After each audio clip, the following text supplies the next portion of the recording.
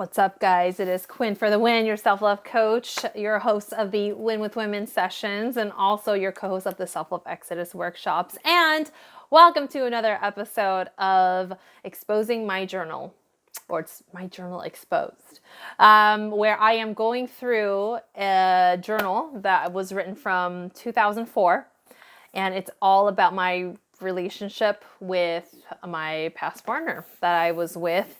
And it was the first time that I experienced emotional, mental, and physical abuse in a romantic relationship.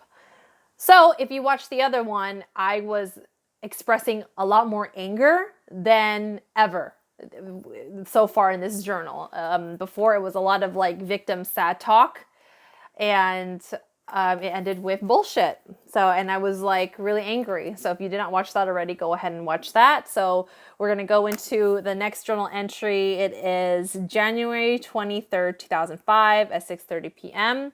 And so from the last entry, so it means it's been a couple of weeks because I wrote January 15th and this is January 23rd. So that's definitely, a few days after. So I'm going to read and I might pause and process that. And the style that I'm doing this is as if I'm like talking to my old self. What would I say? So here we go. Comment down below. Make sure you subscribe, like, do all those things so that you get the notification for the next video. And if you're really enjoying this, there is a bell button to get the notification. So yeah, here we go. Okay. When I'm at home and when the whole day passes by, I'm realizing more and more things. I really can't take it anymore. I'm done with being part-time girlfriend and you being my only lover and friend. Shit. I don't want to be hurt anymore. Wow. So I'm still expressing my anger and it sounds like I'm really getting fed up and I'm realizing a lot of things. And obviously we're still on a break because I said part-time girlfriend. Yeah, go ahead and have your fun. Just don't expect me to be any part of it. And I underline any part. It's not fair for me. Everything hasn't been fair for me. It's always been about you. I've given my time and devotion. And after all this time, I thought I would have gotten the best of you, but I didn't. Didn't even say that I have, Don't even say that I have you because I don't. Up to this point, I know that we're not even close to getting back together because you obviously don't want it. So I'm so important to see action. So that's what I'm feeling. Like I'm seeing the actions that it's not what he's saying. I'm tired of all of this. It's bullshit that I'm over here acting like the girlfriend and you over there having fun. Meeting these girls. Yeah, your friends. It's been way too much for me to deal with. Also, you haven't called me up all day. What the fuck? I put WTF. WTF, what the fuck is that? I'm over here worrying and tripping my ass off. Yeah, you did call the cell, but why didn't you call the house? Obviously, you're out kicking it or what you call it. Messing around, question mark, exclamation point.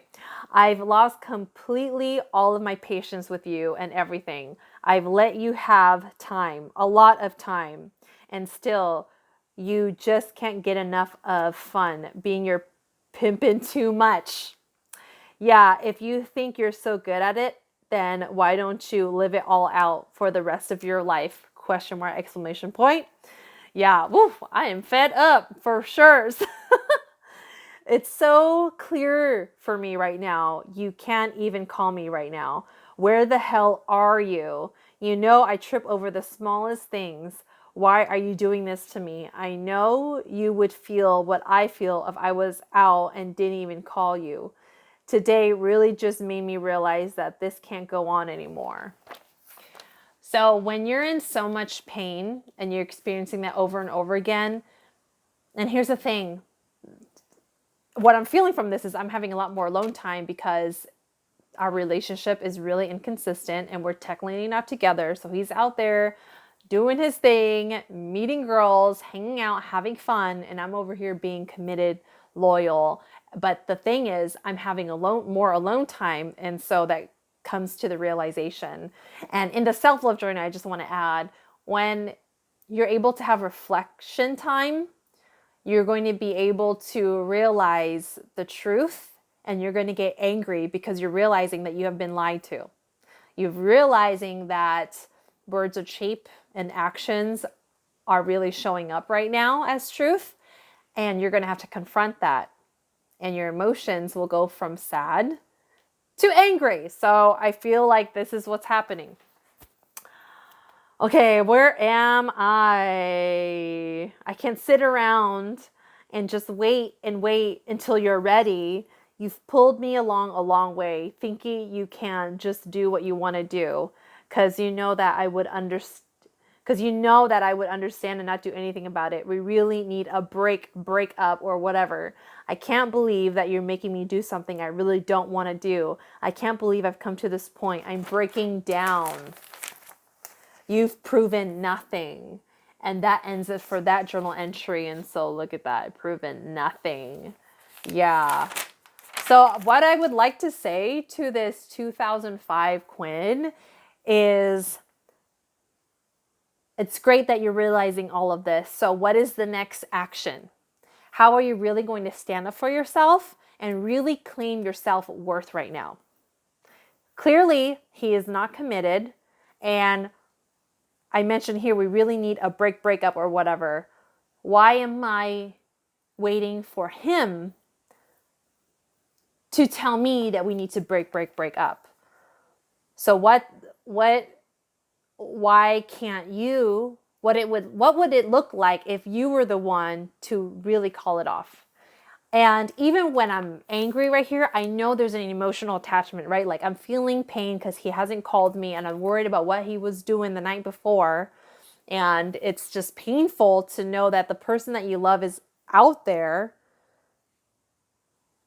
probably messing around. And you're worried and you don't have a clear answer and you haven't heard from them all day knowing that they went out the night before. So I can feel the worriedness and the anger. And so what I want to say also is this is what I've learned today, especially being in a healthy romantic relationship today, is that if people actually care, if they actually give a shit, their actions will show.